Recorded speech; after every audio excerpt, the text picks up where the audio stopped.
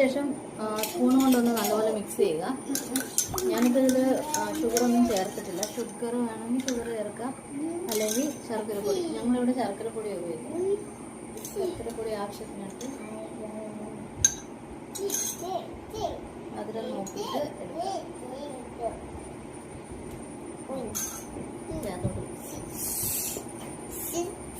ഇതാണ് ഞങ്ങളുടെ വീട്ടിലെ സാധാ പുട്ട്. ഐറൻ ഇവിടെ കിടന്ന് അലമ്പ. മമ്മി ഇതിൽ കാണിക്കാൻ പറ്റില്ല.